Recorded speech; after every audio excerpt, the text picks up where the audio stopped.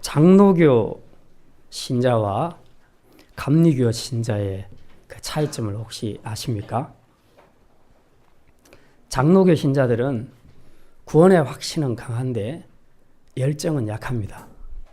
감리교 신자는 열정은 강한데 구원의 확신은 약합니다. 그럴 만한 배경이 있습니다. 이게 다 신학의 기초에서 그렇게 되거든요. 장로교는 철저하게 칼빈주의로 갑니다. 칼빈의 예종론을 기초로 해서 고백이 되어집니다. 근데 거기에는 인간은 구원에 있어서 자기가 하는 것이 아무것도 없다. 전부 하나님이 하신다. 하나님의 선택과 은혜에서 되어진다. 이렇게 믿고 있습니다. 감리교에서는 알미니안주의에 기초하고 있습니다. 알미니안주의는 뭐냐 하면 구원에 있어서 하나님은 철저하게 인간과 동역한다는 겁니다. 그래서 인간이 뭔가를 해줘야 하나님이 하시는 겁니다. 하나님 혼자서 하시는 것이 아니라는 거죠. 자, 무엇이 옳고 그르고는 신학생들이 엄청 많이 다투었으니까 우리까지 싸움할 필요는 없고요. 장로교, 저희는 이제 장로교 아닙니까? 합동책인데 장로교 신자로서 우리의 신앙을 한번 돌아보자는 겁니다. 뭐 다른 교파들은 냅두고 하나님 앞에서 우리의 모습은 어떤가? 이걸 좀 한번 살펴봤으면 좋겠습니다. 실제로 장로교인의 가장 큰 장점은 구원의 확신이 있다는 겁니다. 그런데 실제로 우리 삶을 돌아보면 이 장로교 신자들의 삶에 상당히 많은 허점들이 보인다는 겁니다. 옛날부터 제가 어릴 적부터 그 율법주의가 강한 교회에서 자라났기 때문에 굉장히 어떻게 보면 알미니안주의에 가까웠어요. 왜냐하면 구원에 대한 확신도 없었고 구원에 대한 확신을 설교를 들어본 적도 없어요. 배워본 적도 없고 그리고 누가 나는 천국 갈 확신이 있어 그러면 저건 교만한 놈 그렇게 생각을 했어요. 쥐가 뭔데 천국에 갈 수 있다고 확신하냐 그렇게 생각했어요. 그러다 보니까 날마다 하루에도 천국과 지옥을 12번도 더 오르락내리락 했습니다. 내가 믿음으로 잘 살면 나는 천국 갈 수 있을 것 같고 또 실패하고 무너지면 난 지옥 갈 것 같고 늘 이런 갈등 속에서 대학교 졸업할 때까지 제가 그렇게 살았어요. 이 부분이 정립된 것은 이제 신학교 들어가서 됐으니까 제가 얼마나 폐쇄적인 그런 그 집단 속에서 살았는가 하는 것들을 이제 알게 됐는데요. 근데 그런 거하고 전혀 관계없이 제가 그 구원의 확신을 갖게 된 이후 혹은 이전 이 모두를 통틀어서 저한테 항상 고민이 되는 것이 있었습니다. 그렇게 열심히 신앙생활을 하고 기도하고 섬기고 했을 때조차도 제 안에 항상 따라다니는 것이 있었어요. 그게 뭐냐 하면 왜 이렇게 열심히 기도하고 섬기고 말씀 보고 하는데 내 안에서 죄가 끊어지지 않을까? 왜 날마다 일어나면 또 죄들이 또 일어나고 그 죄 앞에서 왜 나는 또 넘어지고 이렇게 될까? 근데 그 고민이 너무 컸습니다. 도대체 이게 뭐냐? 이게 뭐냐?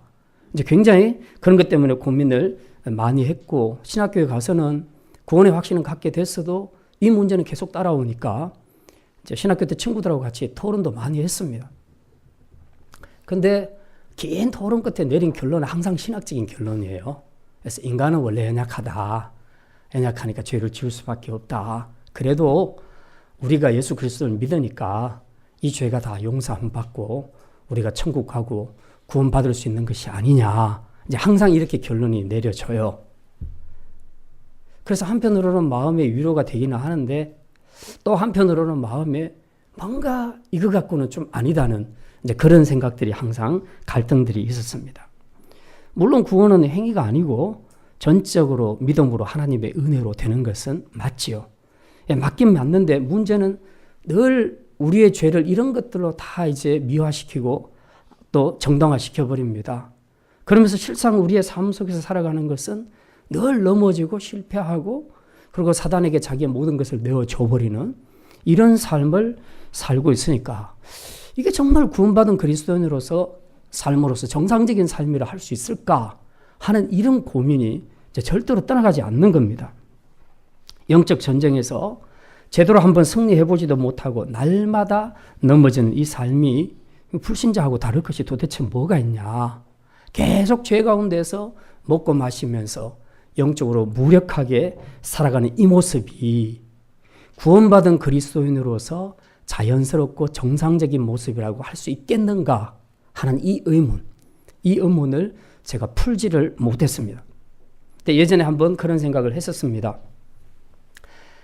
만약에 나의 모습을 촬영할 수 있는 지금의 CCTV와 같은 카메라가 있다면 여러분 어떻겠습니까? 그 카메라가 우리의 모든 일거수일투족을 다 촬영을 하고 그리고 그 카메라는 특수 카메라여서 우리 마음속에 있는 죄까지도 다 촬영해내고 숨어서 짓는 은밀한 죄까지도 다 촬영하는 그런 카메라가 있다 합시다. 그 카메라로 나를 24시간 쫓아다니면서 내 안팎을 전부 촬영한다고 생각했을 때 그 필름을 가지고 이제 모든 가족들과 교인들 앞에서 그것을 오픈시켜서 동영상을 튼다고 생각했을 때에 자신 있게 틀 수 있는 분 있습니까? 다 오픈시켜도 난 자신 있다 하시는 분. 전 저부터도 자신이 없어요. 그런 필름 있으면 빨리 어디 숨겨야 돼. 없애야 돼. 근데 이렇게 자기 자신도 보기 싫어하는 그 자신의 무너지고 넘어지는 이런 모습을 보면서도 구원의 확신이라는 이 교리 하나로 자기를 위로하면서 계속해서 실패하고 넘어지고 사단에게 자기를 내어주는 그런 삶을 사는 것이 그리스도인으로서 정상적인 삶이냐? 이건 우리가 풀어야 될 숙제라고 생각을 합니다. 근데 문제의 키는 어디 있을까? 고민을 굉장히 많이 했습니다. 저는 복음학교를 통해서 거기에 대한 힌트를 얻었고 또 그 이후에 많은 책과 그리고 제 고민을 통해서 이제 이 부분에 대해서는 해결이 됐습니다. 그것은 뭐냐 하면 십자가의 죽음에 대한 그리스도인들의 오해가 있다는 겁니다. 십자가 죽음에 대해서 잘못 생각하는 부분들이 있다는 거죠. 여기서 지금 문제가 생기는 겁니다. 그렇다면 그게 뭘까? 그래서 오늘은 이 갈라디아서 말씀을 통해서 십자가 죽음에 대한 우리 그리스도인들의 오해라는 말씀으로 함께 말씀을 생각하려고 합니다. 오늘 두 가지 본문에 근거해서 두 가지를 말씀하려고 합니다. 첫째는 주님이 못 박히신 십자가에 나도 함께 못 박겠다는 사실입니다.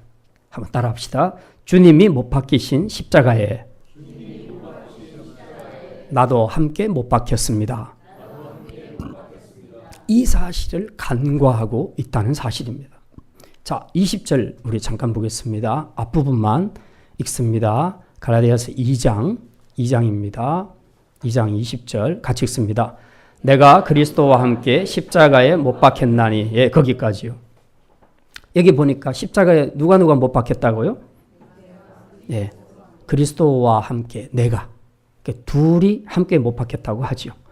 일반적으로 우리가 지금까지 십자가에 못 박히신 분 하면 예수님만 떠올리죠. 거기에 내가 있다는 생각을 잘 안 하게 됩니다. 저도 실제로 이걸 많이 간과했습니다. 그런데 오늘 이 성경 본문을 보니까 사도 바울은 내가 그리스도와 함께 십자가에 못 박혔다. 그러니까 십자가에 못 박힌 분이 예수님만이 아니라 자기도 함께 못 박혔다고 그렇게 고백을 하고 있습니다. 그러니까 우리가 앞으로 십자가를 보실 때 예수님만 보지 말고 거기서 나도 봐야 된다는 겁니다. 나도 저 십자가에서 죽었다 하는 것을 볼 수 있어야 된다는 거죠. 이 갈라디아서 2장 20절 말씀 유명한 말씀이고요. 노래도 부르고 그렇게 하는데 여기 안에 분명히 그렇게 내가 그리스도와 함께 십자가에 못 박혔다고 말하고 있는데도 불구하고 우리는 설교도 그렇고 내 묵상도 그렇고 항상 주님이 나를 위해서 십자가에 달려주신 그것에만 초점을 맞춥니다. 그러다 보니까 우리가 하는 것은 감사합니다죠. 하나님 내 죄를 위해서 대신 예수님 십자가에 돌아가셔서 감사합니다. 이 감사하는 거기에만 이제 우리가 초점을 맞추게 되는 겁니다. 근데 내가 죽었다는 것에 대해서는 묵상을 더 이상 하지 않는 겁니다. 내가 죽었다는 것을 묵상해야 내가 죽었으면 그 다음에 어쩌라고 이제 이런 질문이 나오게 될 것인데 이걸 생각을 안 하는 겁니다. 그냥 예수님이 죽으셨다. 나를 위해서. 그러니 나는 예수님께 감사할 뿐. 항상 이렇게 묵상이 끝나버리는 겁니다. 근데 이제 내가 십자가에 못 박혔다라고 사도 바울이 고백했을 때에 그러면 우리가 이 부분에 대해서 나도 못 박혔네? 그러면 이게 무슨 뜻이지? 우리가 이 뜻을 알아야 될 겁니다.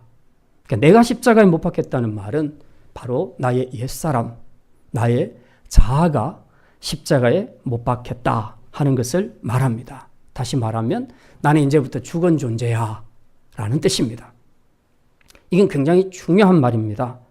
사람이 죽었다는 것은 시체가 되었다는 말인데 시체는 외부의 어떤 움직임에 절대로 반응하지 않습니다. 죽은 사람을 아무리 찔러도 안 움직이죠. 왜? 때려도 가만히 있습니다. 왜? 죽었으니까. 만약에 어떤 사람이 죽었다 하고 관에 들어가 있는데 눌렀는데 아야 하고 그랬다면 그건 죽은 게 아니죠. 살아있는 거죠. 아직 목숨이 붙어 있는 겁니다.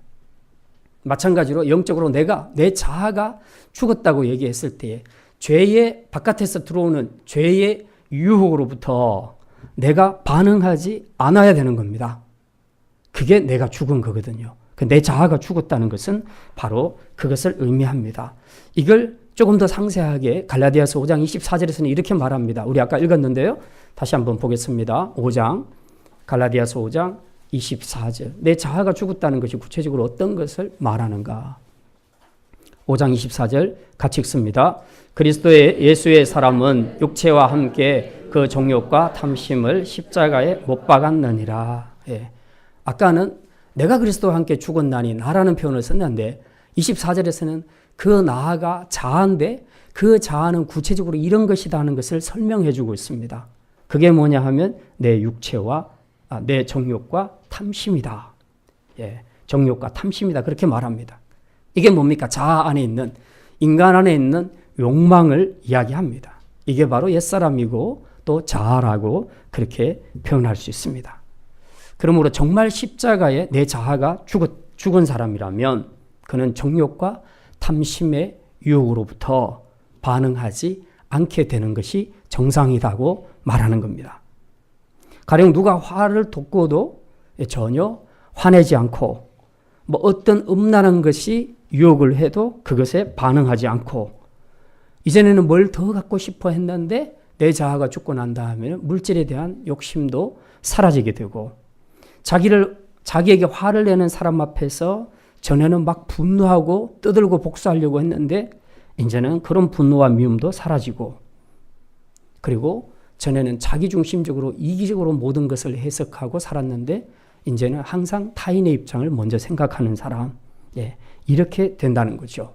다시 말해서 더 이상 죄가 예전처럼 자신을 지배할 수 없게 된다는 것입니다. 자, 이게 원리적인 것인데 근데 실제로 우리 삶은 어떤가 한번 우리가 점검을 해보자는 겁니다. 세례를 다 받으셨죠? 여기 앉으신 분들은. 세례 받을 때 여러분은 다 예수님 앞에 고백을 했습니다. 나는 죄인입니다. 예수님께서 십자가에서 나를 위해서 돌아가셨음을 믿습니다. 이제 예수님이 내 인생의 왕이 되어 주십시오. 영접합니다. 그렇게 해서 다 고백을 해서 우리가 세례를 받았습니다. 그리고 항상 기쁨의 찬양을 부를 때 내가 그리스도와 함께 십자가에 못 박혔나니 그런 적이 이제는 내가 산 것이 아니오 라고 그렇게 찬양을 했었습니다. 십자가에 다 죽었다고 고백을 했습니다. 그런데도 불구하고 우리의 삶을 돌아보면 어땠습니까?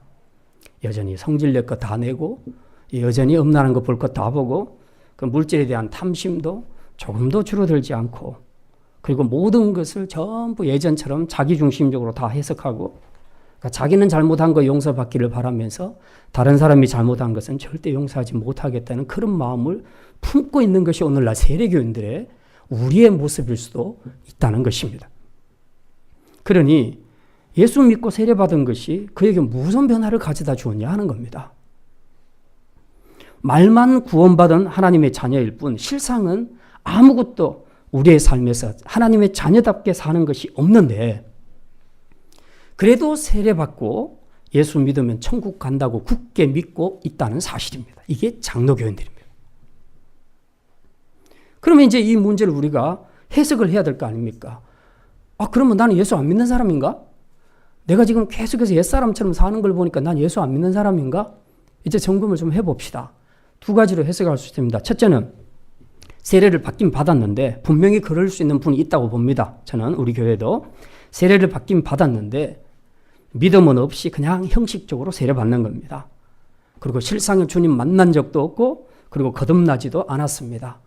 그냥 복음 제시할 때 지식적인 구원 교리로만 자신이 구원받은 것처럼 착각하고 있는 분들도 있다는 것입니다. 자, 두 번째는 예수님이 하신 일과 그 구원의 일을 분명히 믿습니다. 그리고 영접한 것도 거짓이 아니고 사실입니다.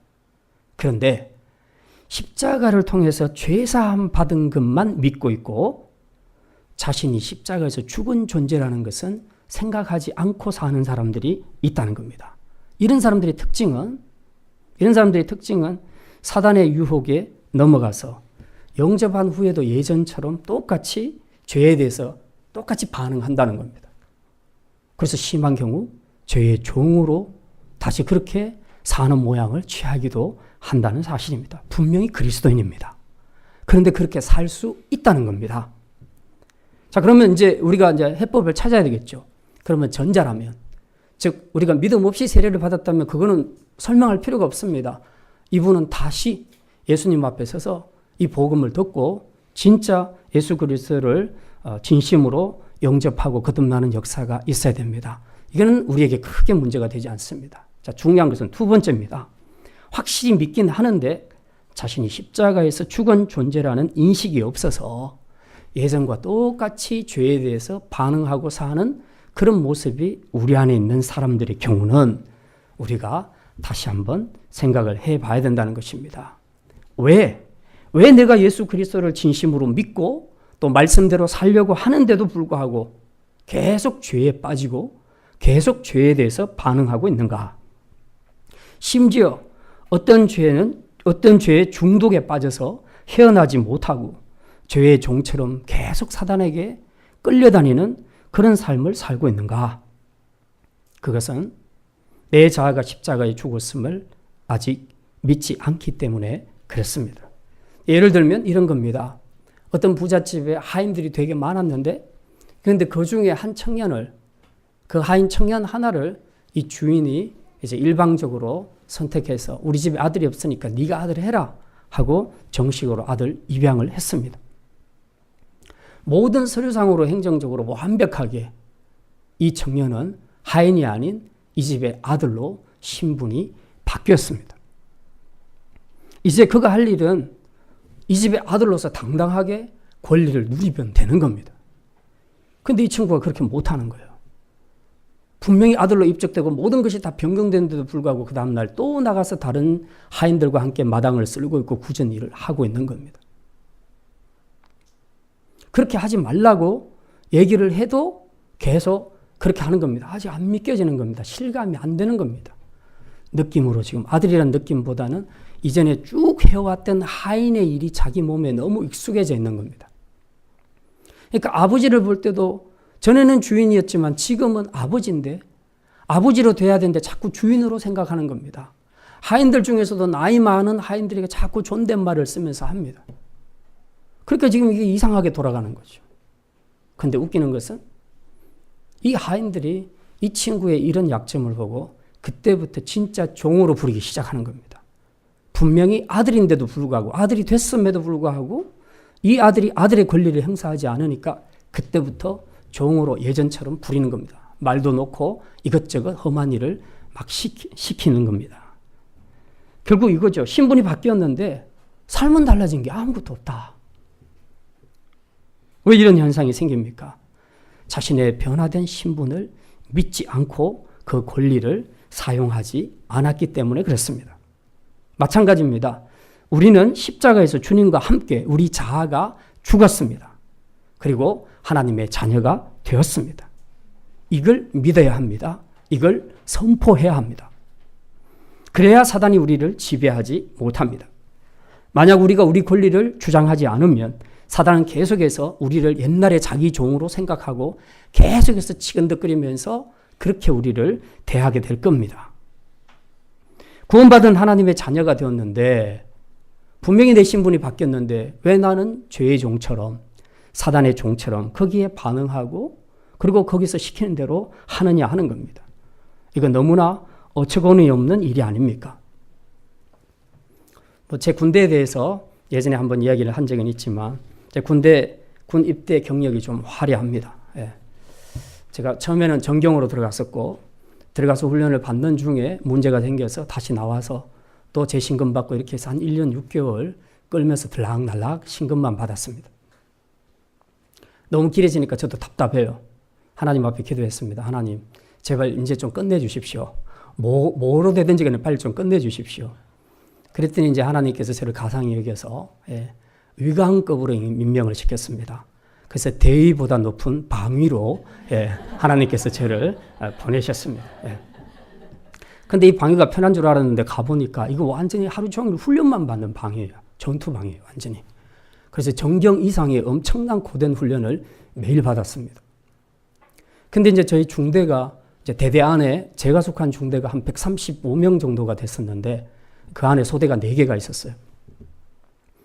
근데 그 중대 고참 중에 이제 전역이 얼마 남지 않는 고참이 하나 있었는데 그 어떻게 자기소개를 하다 보니까 알게 됐는데 그 내가 다니고 있는 학과의 후배인 겁니다. 근데 나는 몰라요, 그 친구를. 그냥 그렇다 하니까 나이를 계산해 보니까 나보다 몇 살 어리더라고요. 그래서 이제 어쨌든 뭐 같은 소대도 아니고 중대는 같은 중대지만 소대는 다르니까 그냥 얼굴만 아는 정도고 또 얼마 안 있다가 바로 전역을 했으니까 관계가 없어요, 저하고는 별로. 자, 그리고 이제 저도 시간이 지나서 이제 전역을 하고 이제 학교 복학을 했습니다. 제가 4학년 때 갔기 때문에 4학년으로 이제 복학을 했는데 복학하는 첫날에 강의실에서 이제 그 친구를 만난 겁니다. 그러니까 좀 반갑다기보다는 이게 좀 어색한 겁니다, 이게. 친한 관계도 아니고 좀 애매하죠. 그래서 어떻게 할까 그러다가 그래도 인사는 해야지 하고 이제 다가가는데 그쪽에서 알고 이제 먼저 다가오더라고요. 다가오면서 막 근데 경은아 반갑다 하면서 막 이러는 거예요. 순간 제가 이제 갑자기 이제 더 당황해 버린 겁니다. 그래서 예 하면서 이제 제가 이제 그렇게 얘기했거든요. 그래서 짧은 대화였지만 자기는 막 군대에 있는 것처럼 나한테 막 반말을 막 하면서 막 하고 그리고 나는 계속해서 예대를 하고 존댓말을 하고 그러고 있는 거예요. 그리고 이제 상황이 종료되고 이제 헤어지고 난 다음에 가만 생각해 보니까 이게 뭐지 도대체? 내가 학번도 지보다 몇 학번이나 빠르고 나이도 지보다 많고 그리고 무엇보다 중요한 것은 같은 학과에 내가 직속 선배인데 이게 무슨 일이냐 이게? 생각해 보니까 은근히 기분이 나쁘더라고요. 이제 그런데 또 한편으로 생각해 보니까 또 그런 고민을 많이 하신다면서요. 뭐 해병대 출신들은 뭐 나이하고 관계없이 영원한 해병 그래서 나와서도 막 어린 사람들한테 막 예대하고 그렇게 한다면서요. 근데 저 같은 경우는 그것도 아니고 뭐 그냥 방위잖아요. 해병대하고는 전혀 다르잖아요. 느낌이 다르지 않습니까? 무슨 방위 세계에서 뭔 그렇게 위계 질서를 찾으려고 평생을 그렇게 예대하면서 할 필요가 있을까? 근데 더더군다나 같이 생활을 안 해서요. 소대에서 같이 생활했으면 되는데 그런 것도 없었기 때문에 저로서는 더 그럴 필요가 없었던 거죠. 그래서 이걸 이제 앞으로 계속 보게 될 건데 이거 앞으로 어떻게 해야 되지? 이제 좀 고민을 했습니다. 근데 이제 그 느낌상으로는 아직 이제 저도 이제 막 나왔기 때문에 이제 군대 물이 있어서 이거 예대를 해야 되지 않을까라는 생각이 있고 근데 사실로 봐서는 여기는 지금 학교야, 사회인데 근데 내가 분명히 엄연한 선배인데 이건 좀 아닌 것 같아. 이제 두 가지 생각 때문에 조금 혼란을 느끼다가 이제 마침내 최종 결정을 내렸습니다. 여기는 학교다, 사회다, 정신 차리자. 이제 이 다음에 이 친구 만나면 내가 분명히 가르쳐야 되겠다. 넌 내 후배야. 확실하게 선배 대우해. 내가 이제 그렇게 하려고 마음을 먹었습니다. 그 후로는 그 친구를 본 적이 없어요. 너무 아쉬웠습니다. 바로 이런 거죠. 그 느낌과 사실, 팩트 사이에서 제가 좀 혼란을 느낀 겁니다. 그 느낌보다 중요한 것은 팩트입니다. 영적으로도 마찬가지예요. 저는 그 고참이 나빠서 그렇다기보다도 그 고참도 나를 보는 순간 순간적으로 군대를 떠올렸을 겁니다. 그러다 보니까 그냥 반말을 했을 거예요. 저도 마찬가지였고. 근데 중요한 것은 둘 다 놓치고 있었던 것은 여기는 군대가 아니라는 사실입니다. 우리가 영적으로도 굉장히 이건 중요합니다. 느낌이 아니라 사실 팩트에 근거해서 우리가 판단하면 정확하게 대처할 수 있습니다. 우리가 예수 그리스도를 정말 확실히 믿는다면 여러분은 하나님의 자녀가 된 줄 믿으시기를 바랍니다. 이거는 팩트입니다. 팩트인 줄 믿으시기를 바랍니다. 그리고 이제 하나님의 자녀가 되었다는 이 분명한 팩트에 근거해서 우리는 담대하게 죄와 사단의 세력을 향해서 이제 나는 네 게 아니야. 예전에 나는 네 밑에서 종처럼 살았지만 이제는 나는 주님의 것이야. 너는 나에게 고난이 없어라고 확실하게 선포를 해 주어야 한다는 사실입니다. 십자가에서 내 자아가 죽었다는 것은 바로 이것을 의미합니다. 나는 더 이상 너에게 반응해야 될 이유가 없어. 너는 나한테 권한도 없어. 왜? 나는 주님의 것이니까. 나는 주님의 자녀니까. 근데 왜 내가 네 것인 것처럼 네가 나한테 그렇게 해? 라고 우리가 그렇게 선포해야 된다는 것입니다. 십자가에서 내 자아가 죽었다는 것은 바로 이것을 의미합니다. 우리하고 이미 관계가 깨어져 버린 사단, 그 사단이 던지는 유혹이나 속임수, 명령에 대해서는 우리가 따를 필요가 없다는 것을 이야기합니다. 그럼에도 불구하고 우리가 이것을 놓치는 경우들이 있습니다. 그렇게 되면 사단은 잽싸게 그 틈을 타고 들어옵니다. 그래, 넌 아직 안 죽었어. 네 자아는 팔팔하게 살아있어. 그러니까 너 자존심 건드리는 저 친구를 향해서 확실하게 복수를 해줘. 네가 살아있다는 것을 확실하게 보여줘. 본때를 보여주라고. 그러면 우리는 또 어떻게 반응합니까? 그래, 나도 자존심 있어. 남자로서. 감히 네가 나를 무시해? 나 아직 안 죽었다고. 나 팔팔하다고. 그러면서 자기 하고 싶은 대로 본때를 보여주는 겁니다. 그래서 자기는 이겼다고 생각하지만 그 순간 우리는 영적으로 이미 패배한 것입니다. 왜? 사단에게 놀아났기 때문에 그렇습니다. 우리는 사단에게 반응할 이유가 없는데 그 사단의 말을 또다시 들은 겁니다. 그 속임수에, 그 유혹에 우리가 놀아나서 결국 우리가 이렇게 또 범죄하게 되는 것입니다. 자, 그러면 그런 생각이 들죠. 그러면 이제 우리가 어떻게 해야 되겠습니까? 이젠 이론이 아니라 실제로 제가 팁으로 드립니다. 이제부터 죄에게 종노릇하지 않는 효과적인 방법을 구체적인 예로 말씀을 드리겠습니다. 별로 어려운 것도 아니고 새로운 것도 아닙니다. 이미 많은 믿음의 사람들이 지금까지 사용하고 있는 방법입니다. 잘 사용하시면 효과가 있을 것입니다. 가령 예를 들어서 오늘부터 여러분 부부 사이에 싸움의 조짐이 보인다. 그러면 속으로 이렇게 선포하십시오. 사단아, 나는 죽었다. 십자가에서 내 자아는 죽었다. 너는 나에게 고난이 없어. 라고 속으로 선포하십시오. 막 겉으로 대놓고 막 선포하지 마시고요. 혹시 길 가다가 자동차 접촉사고가 나서 상대방이 팔을 걷어붙이고 맹렬하게 싸움하려고 할 때 속으로 선포하십시오. 사단아, 난 절대 반응하지 않아. 나는 죽었기 때문이야. 교회에서 함께 사역을 하다가 교회의 지체들에게 혹시라도 여러분이 상처받는 말을 듣게 되면 바로 복수하려고 하지 말고 선포하십시오. 사단아, 나는 죽었다. 나의 이 복수를 통해서 교회를 깨고자 하는 너의 시도에 나는 절대로 반응하지 않을 것이야. 이렇게 유연하게 받아 넘기라는 겁니다. 그러면 사단은 자기의 뜻을 못 이룰 겁니다. 혹시 음란의 유혹이 찾아올 때도 이거는 예전에 내가 네 종이었을 때에 즐겼던 것이야. 근데 이제는 나는 절대로 반응하지 않을 거야. 나는 하나님의 것이기 때문에 그래. 라고 확실하게 선포하라는 겁니다. 결국 최선의 방법은 우리가 죽은 존재라는 사실에 입각해서 믿음의 말을 선포하는 것입니다. 그러면 이제 이렇게 또 반문하는 사람들이 있을지 모르겠습니다. 뭐 생각보다 목사님 제시하는 방법이 좀 아닙니다. 전혀.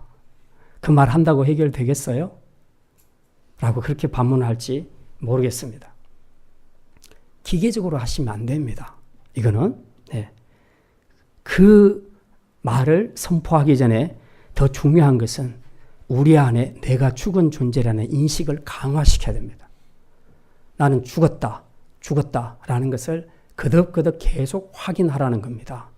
그냥 막 확인하는 방법도 좋겠지만 그보다 더 효과적인 방법이 있습니다. 그게 뭐냐면 날마다 주님과 교제하는 겁니다. 말씀과 기도로 계속 주님과 교제하면 내가 누구에게 속한 자인지를 확신을 가지게 됩니다. 이것이 나를 강화시키는 것입니다. 그렇게 되면 사단이 툭툭 건드릴 때도 내가 오늘 아침에 주님과 교제했는데 내가 예수님께 속한 자임을 내가 확신하고 있는데 그거 나하고 아무 관계도 없게 되어버린 옛날에 그 주인인 사단이 나한테 뭐라고 건드리면서 할 때요. 야, 가, 꺼져. 나는 내 주인의 말씀만 들을 거야. 이렇게 선포하는 겁니다. 그러니 아까 제가 말씀드린 것을 그냥 말만 믿음으로 살지도 않고 주님과 교제하지도 않으면서 그냥 그렇게 살면서 그런 일만 일어나면 말만 선포한다고 그렇게 잘 되겠는가? 뭐 효과가 조금은 있겠지만 그렇게 많이 나타나지는 않을 겁니다. 우리 안에서 정말 내가 죽은 존재라는 것을 인식하는 이것이 강해져야 됩니다. 그것이 된 상태에서 믿음의 말을 선포하면 아주 강한 힘을 가지고 나가게 되는 것이죠. 그래서 이것을 위해서 우리가 먼저 해야 될 것은 바로 주님과 교제를 가짐으로써 내가 누구에게 속해 있는가를 날마다 확인을 하는 것입니다. 이제 두 번째로 우리 그리스도인들이 십자가 죽음에 오해하는 것이 있습니다. 그것은 바로 십자가에서 나는 죽고 내 안에 그리스도가 사신다는 사실입니다. 한번 따라합시다. 십자가에서 나는 죽고 내 안에 그리스도가 사십니다. 이 사실을 간과하고 있다는 겁니다. 갈라디아서 2장 20절 우리 다시 한번 읽습니다. 예, 같이 읽습니다. 내가 그리스도와 함께 십자가에 못 박혔나니 산 것이 아니요 오직 내 안에 그리스도께서 사시는 것이라. 예, 거기까지요. 예. 십자가 죽음에 대한 두 번째 그리스도인들의 오해는 십자가에서 내가 죽음으로써 끝나는 줄 알았는데 그게 아니고 이제는 내 안에 다른 존재 다른 존재가 들어와서 살게 되었다는 것입니다.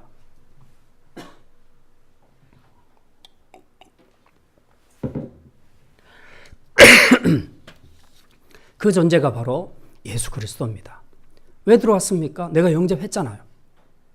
영접했으니까 그분은 합법적으로 들어오신 거 아니에요. 그래서 원래 이 자리는 하나님의 자리예요. 그런데 우리 죄 때문에 하나님과 관계가 끊어지면서 이 자리의 주인이 내가 되어버렸던 거죠. 사단이 되어버렸던 거죠. 근데 이제 이 복음을 들으면서 우리가 다시 깨닫게 된 거죠. 이제는 내가 내 인생의 왕이 아니라 예수님을 나의 왕으로 모시겠습니다 하고 정식으로 영접하셨잖아요. 기도할 때. 그래서 주님이 합법적으로 원래 자기 땅이지만 합법적으로 이제 동의를 받고 들어오신 것입니다. 이제 들어오신 분은 이제부터 어떤 일이 있어도 떠나지 않고 내 안에서 사시게 되는 것입니다. 그동안은 내가 내 인생의 주인이 되었고 내가 내 삶을 주관했고 내 뜻대로 내 마음대로 내 감정대로 그렇게 살아왔지만 이제 그분이 내 안에 들어오시는 순간 그분은 뒷방 늙은이로 그냥 자리만 차지하고 계시는 분이 아니고 실제로 우리가 모실 때 뭐로 모셨습니까? 왕으로, 주인으로 모셨죠. 혹시 예수님이 영접하시면서 여러분이 예수님 내 마음속에 하인으로 들어와 주세요 이렇게 하신 분 있습니까? 없잖아요. 다 왕으로 모십니다. 주인으로 모십니다. 다 이렇게 했잖아요. 그러면 왕이 들어오는 순간에 나는 자동으로 신하가 되는 겁니다. 주인이 들어오는 순간에 나는 자동으로 종이 되는 겁니다. 그걸 허락했다는 뜻이에요. 영접했다는 것은. 근데 우리 문제는 어디 있냐 하면 예수님을 왕으로 나의 주인으로 영접을 해놓고는 그리고는 까마득히 잊어버립니다. 그리고 예수님이 안 계신 것처럼 예수님은 거의 뒷방 늙은이로 밀어내고 그리고 예전처럼 똑같이 그렇게 사는 거예요. 무슨 일이 생기면 내가 결정하고 내 감정으로 내 느낌으로 내 뜻대로 다 내가 모든 것을 다 결정해 버립니다. 그러니까 결국은 내 삶은 하나도 바뀌어지는 것이 없는 것이죠. 제가 신학교 다닐 때 1학년 때 기숙사 생활을 했는데 사실 다른 사람들과 같이 공동생활을 한다는 것은 되게 어렵고 불편한 것이 많습니다. 내 거라고 해서 내 마음대로 먹지도 못하고 입는 것이 있어도 빌려달라 하면 빌려줘야 되고 화장실 갈 때도 내 아무리 급해도 저쪽에서 들어가 있으면 내가 들어갈 수도 없고 굉장히 어렵습니다. 공부하는 것도 제 마음대로 안 돼요. 누가 같이 바람 쐬자 하면 또 바람 쐬줘야 되고 뭐 이런 일들이 굉장히 많습니다. 나는 공부하고 싶은데 밥 먹자 하면 밥 먹어야 되고 이런 여러 가지 제약을 많이 받게 되는데 이 서로 선호하는 시간과 이런 것들이 또 다 다르기 때문에 이게 맞추어서 공동생활을 한다는 것이 되게 어렵습니다. 근데 그래서 이제 제가 독립해서 나왔어요. 독립해서 이제 그 옥탑방에 성수동 옥탑방에다가 방을 얻어가지고 이제 거기서 생활했는데 너무 편하더라고요.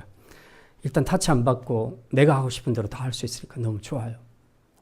근데 이제 만약에 내가 다른 사람의 집에 얹혀서 사는 신세라면 어떨까? 얹혀서 살게 되면 또 내 자유는 없어지잖아요. 근데 그때부터는 그 주인의 프로그램, 주인의 스케줄에 맞춰서 또 움직여야 되죠. 내가 주인이 아니니까 내 뜻보다는 주인의 뜻에 따라 움직여야 하는 것입니다. 마찬가지입니다. 우리가 주님을 내 마음에 영접하는 순간 주님이 내 안에 들어와 사십니다. 말하자면 그때부터 주님과의 동거가 시작된 겁니다. 근데 나는 내 인생의 해피한 인생을 위해서 그렇게 주님과 동거를 시작했는데 살다 보니까 불편한 것이 한두 가지가 아닌 거예요. 주님과 사는데도 너무 불편해. 난 좀 늦게 자고 싶고 좀 더 늦게까지 놀고 싶은데 주님은 놀지 말라고 하십니다. 난 주일을 보면서라도 돈을 좀 많이 벌었으면 좋겠는데 주님은 그렇게 하지 말라고 말씀하십니다. 나는 화나면 때려 부시고 욕하고 복수해야지 직성이 풀리는데 주님은 참으라고 하십니다. 나는 음란물을 좀 보는 것이 뭐가 죄냐고, 안 그래도 이 스트레스 받는 세상에서 스트레스 좀 풀려면 이거 정도는 봐야 되지 않겠냐고 말하는데 주님은 보지 말고 성경을 보라고 말씀하십니다. 우리 청년들, 청소년들 토요일 밤이 제일 놀기가 좋죠. 그래서 그때 특별한 계획을 세워놓고 밤새워서 친구들과 놀고 싶은데 주님은 내일 주일이니까 예배가 있으니까 일찍 기도하고 자라고 하십니다. 너무 불편하죠? 너무 불편해요. 나의 해피한 삶을 위해서 주님을 영접했는데 이 동거가 내가 생각했던 거하고 너무 다르게 너무 불편한 거야. 나에게 제약을 너무 많이 주는 거죠. 내가 천국 가고 싶어서 주님을 영접했고 주님과 동거하기를 신청했는데 동거하고 보니까 불편한 게 한두 가지가 아니더라. 근데 그렇다고 해서 취소할 수 있을 것인가? 아, 주님 이제 좀 나가세요. 그렇게 하는 순간에 나는 지옥으로 가야 되는데 그 지옥 가기는 싫어. 그 주님은 있어줘야 되겠어. 근데 있기는 했는데 간섭은 안 했으면 좋겠어. 그러니까 남는 것은 할 수 없이 내가 주님을 무시하고 내 뜻대로 가는 길밖에 없습니다. 전에는 문제가 생기면 좀 주님께 물었어요. 이렇게 할까요? 저렇게 할까요? 어떻게 할까요? 주님 앞에 물었는데 이제는 주님이 하실 답을 뻔히 다 알고 있어 내가. 그러니까 이제 묻는 것도 싫어. 묻는 것도 너무 부담스러워. 그래서 아예 안 물어요. 안 묻고 자기가 모든 것을 다 결정해 버립니다. 결국 주님이 내 안에 사시는데 사는 것의 의미가 전혀 안 나타나는 겁니다. 우리가 산다고 사는 것입니까? 우리가 어떤 귀빈의 VIP로 초청을 해놓고 내가 정말 고귀한 목적을 위해서 불렀는데 그 사람을 뒷방에다가 앉혀놓고 자기가 모든 걸 다 처리하고 있으면 그거 왜 불렀냐 하는 거죠. 예수님의 지금의 그 삶의 모습이 어쩌면 저와 여러분 안에 이렇게 되어 있지는 않는가. 우리가 그것을 좀 생각해 볼 필요가 있다는 겁니다. 주님을 내 왕으로 모셔놓고는 정작 내가 왕좌에 다시 올라서 내가 모든 것을 다 결정합니다. 주님은 완전히 뒤로 밀려나서 있는지 없는지 모르는 그런 존재가 되어버렸습니다. 그래도 감사한 건 주님은 떠나지 않는다는 사실입니다. 다만 우리의 그런 행태에 대해서 탄식하십니다. 내가 다시 주님께 왕자를 내어드리기를 주님은 간절히 기다리고 계십니다. 절대로 주님은 억지로 뺏지 않습니다. 인격적인 분이라 우리가 인격적으로 스스로 내놓기를 원하는 것입니다. 어쨌든 이렇게 하면서 시간이 지나면서 나와 주님의 사이는 점점 멀어집니다. 그리고 어느 날인가부터 주님은 내게 말씀하시지 않습니다. 말해봤자 안 들으니까 말씀하지 않습니다. 그런데 주님이 말씀하시지 않고 주님이 다스리지 않고 내가 내 인생을 다 운영하게 되면 결국 책임도 내가 져야 됩니다. 무슨 일이 일어나든 내가 한 일이니까 내가 한 일에 대해서는 내가 다 책임을 져야 하는 것이죠. 결국 그런 인생은 실패할 수밖에 없고 바로 자기가 주인 되는 삶을 사는 사람에게는 사단이 적극적으로 역사해서 그 자리를 차지하려고 합니다. 그래서 오늘날 거듭났다 하는 그리스도인들에게서 사단은 사실상 예수님을 신자와 떼어놓는데 성공하고 있다는 사실입니다. 오늘 여러분의 인생에서 주님이 얼마나 여러분의 삶을 다스리고 인도하고 계신다고 생각하십니까? 혹시 뒷방 늙은이처럼 그렇게 형식적으로 주님이 여러분 안에 계시고 있는 것은 아닙니까? 여러분이 무슨 결정을 내리든 간에 여러분 안에 계시는 주님께 전혀 묻지 않고 다 자기 생각으로 한다면 이미 여러분의 삶에서 주님은 아무 의미가 없는 존재라는 겁니다. 주님이 왕이 아니라 여러분이 왕이 되는 것입니다. 그래 놓고도 우리는 말로는 주님은 나의 왕입니다 라고 말하면서 자기가 자기의 구원에 대해서 확신을 하고 있다는 이런 아이러니가 우리 안에서 존재하고 있다는 것입니다. 이게 바로 오늘 십자가 죽음에 대한 우리의 두 번째 오해입니다. 내가 죽는 것으로 끝나는 것이 아니라 주님이 내 안에 살고 계심을 믿으셔야 합니다. 그리고 기왕에 우리가 그분을 왕으로 모셨으니 그분이 내 삶을 다스릴 수 있도록 내 삶의 왕자를 기꺼이 내어 드려야 합니다. 그리고 그분의 다스림에 순종해야 합니다.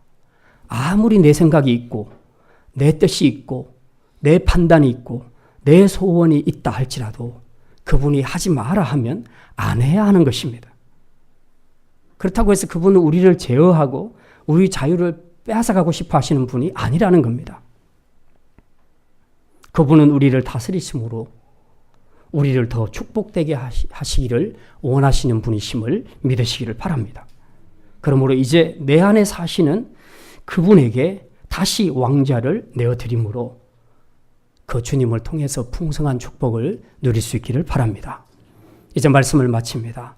오늘 우리 그리스도인들이 오해하는 십자가 죽음에 대한 두 가지 오해를 말씀드렸습니다. 첫째는 십자가에서 죽으신 것은 주님만이 아니라 나도 죽었다. 내 자아, 내 옛사람이 죽었다. 그리고 나의 옛사람이 죽음으로 나는 하나님의 백성, 하나님의 자녀가 되었으니 이제는 다시는 나의 옛 주인인 사단에게 반응하지 말라는 것입니다. 완전히 죄에 대해서는 죽은 자로 여기라는 것입니다. 둘째는 내가 십자가에서 죽음으로 이제 내 안에 그리스도께서 사신다는 것입니다. 나의 구원을 위해 내가 주님을 영접했으니까 이제 내 삶의 주도권을 그분에게 내어드려야 합니다. 그분은 내가 내 삶을 경영하시는 것보다 훨씬 더 탁월하게 우리의 삶을 경영하시고 우리를 복되게 인도하시는 전능하신 분이심을 믿으시기를 바랍니다. 그걸 믿는다면 이제 우리의 생각, 소원, 뜻, 감정, 이 판단 모든 것 다 내려놓고 오직 그분의 말씀에만 순종하며 사시기를 바랍니다. 그래서 이 두 가지 오해를 풀고 십자가 죽음에 대한 바른 이해와 순종을 통해서 여러분의 삶에서 날마다 어둠의 세력은 뜻을 이루지 못하고 물러가고 여러분의 삶에 늘 승리가 있기를 주님의 이름으로 축원합니다. 기도합니다. 하나님, 우리가 십자가에 달리신 주님만 믿었지 내가 그 십자가에서 죽으심을 보지 못했습니다. 그래서 내 자아가 죽었음에도 불구하고 사단의 종인 것처럼 그렇게 속아서 죄에 반응했음을 주님 앞에 고백합니다. 주님, 내가 십자가의 죽음으로 내 삶에 주님이 오신 것을 말로는 고백하고 영접했지만 내 삶 속에서는 그 주님을 철저히 무시하고 여전히 내 마음대로 살았음을 주님 앞에 고백합니다. 이제 다시 내 삶의 주도권을 왕자를 주님께 내어드립니다.